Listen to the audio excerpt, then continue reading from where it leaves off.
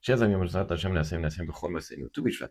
Tout Bishvat, effectivement, c'est une fête qui n'est vue dans aucun endroit. La Torah n'en parle pas, la Gemara n'en parle pas.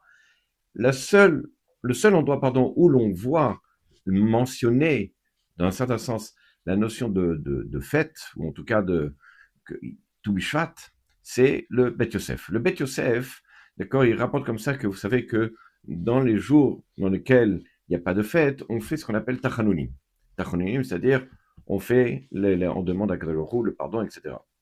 C'est-à-dire pratiquement tous les jours, sauf Shabbat, les jours de fête, comme on a dit, Hanouka, ça fait des jours de fête, Purim, etc. Et là, il dit que justement, à tout Bishvat, on ne fera pas Tachanunim parce que c'est Rosh Hashanah, Laïnanot. Donc, le Beth Yosef lui-même, il vient et nous enseigne comme quoi c'est dans certains sens un jour des arbres. Il n'y a pas de fête d'arbres. C'est Rosh Hashanah, le nouvel an des arbres. Bon, quand on parle de nouvel an des arbres, c'est pas forcément qu'on dit que c'est un nouvel an dans lequel c'est une fête ou c'est un jugement, comme on voit à Rosh Hashanah par rapport aux autres. Alors la notion de Rosh Hashanah, l'Ailanot, elle est effectivement vue quand même dans la Mishnah, dans Rosh Hashanah, justement au tout début de la Maseret de la Gemara, mais là-bas elle est appelée Rosh Hashanah, l'Ainanot par rapport au Maaser et au Trumot, c'est-à-dire au prélèvement des nouveaux fruits ou au prélèvement de la dîme, etc., des fruits. Là-bas, il y a une discussion effectivement entre Beth Shammai et Beth Hillel. Beth Shammai qui dit que on commencera à compter à partir du premier Shvat, tandis que Beth Hillel il dira le 15 Shvat, donc tout Bishvat. Donc en fait, c'est pas une fête, c'est plutôt pour marquer le moment où on va prélever le Maaser ou les... Pourquoi avons-nous décidé que tout Bishvat, c'est-à-dire le 15 de Shvat, c'est, dans un certain sens, Rosh Hashanah. Quel est le rapport avec cette date? Pourquoi on n'a pas choisi une autre date?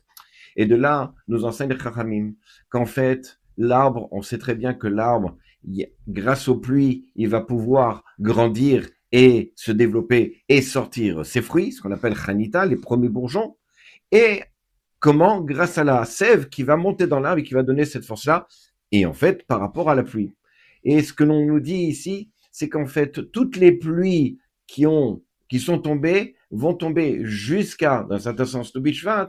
À partir de Shvat, en général, on dit que la majorité de la pluie est tombée, la majorité de l'eau est tombée, et c'est à ce moment-là que la force, la sève, elle va puiser et elle va donner la force à l'arbre de sortir les premiers fruits, donc à Tobi Shvat par rapport à la pluie qui est tombée avant. C'est pour ça que le 15 de Shvat est en fait par rapport à la notion botanique, on va dire, des arbres, qu'à partir de cette date-là, la sève va puiser toute l'eau qui a été versée dans un certain nombre des pluies juste avant, pendant cet hiver, pendant l'hiver, juste avant et à ce moment-là, effectivement, l'arbre va commencer à donner ses bourgeons. C'est pour ça qu'on appelle Rosh Hashanah par rapport au Maaser et Trumot, puisqu'on commence à compter ou à prélever au moment, effectivement, où il y a les bourgeons. À bientôt.